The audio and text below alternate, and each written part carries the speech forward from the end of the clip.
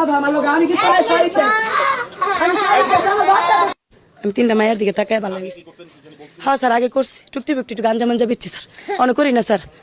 করি না স্যার কারণ কে লাগে আমার এই সন্তানটি আর জেলমেল খাটতে ইচ্ছা না স্যার আমার স্বামীটারে লইয়া পড়ছে আমি কইছি স্যার একটু ভিক্ষা দেন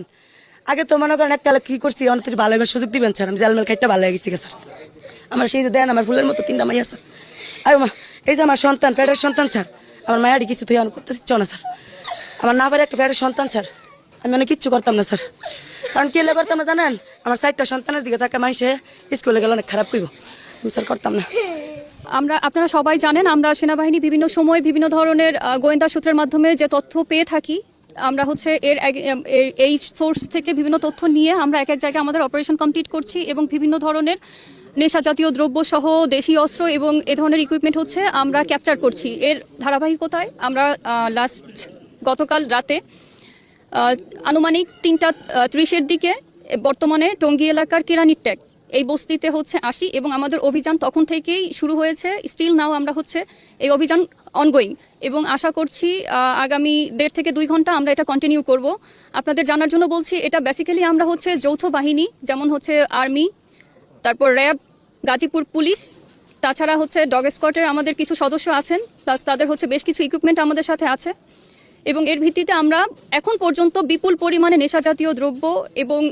বেশ কিছু দেশি অস্ত্র এবং প্রায় 40-এর মতো হচ্ছে অস্ত্র এই নেশা জাতীয় দ্রব্য বহনকারী ব্যক্তিকে আমরা এখন পর্যন্ত জব্দ করতে পেরেছি এবং তাদের যে সকল ইকুইপমেন্ট আছে সেগুলো জব্দ করেছি এবং আশা করছি আমরা অপারেশন বা অভিযান শেষে এর চেয়ে আরও হিউজ পরিমাণে জিনিস ক্যাপচার করতে সক্ষম হব। জি আমরা হচ্ছে যাকেই সন্দেহভাজন মনে হচ্ছে আমাদের কাছে লিস্টে যাদের নাম আছে বা এর বাইরে যারা আছে আমরা সবাইকেই নিয়ে যাচ্ছি। এদের মধ্যে যারা ভিকটিম আছে তাদের কাছ থেকে বিভিন্ন ধরনের তথ্যের ভিত্তিতে আমরা যারা এখানে আছে ক্রিমিনাল বা এই লেভেলের অবশ্যই আমরা তাদেরকে গ্রেপ্তার করব।